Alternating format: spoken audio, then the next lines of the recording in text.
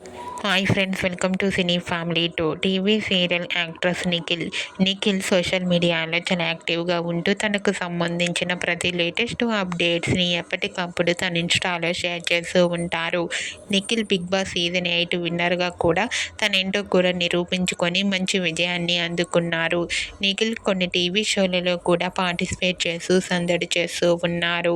అయితే నిఖిల్ రీసెంట్గా ఇస్మార్ట్ జోడీ సీజన్ 3 షోలో పార్టిసిపేట్ చేసి తనకు సంబంధించిన కొన్ని ఫొటోస్ను కూడా షేర్ చేశారు.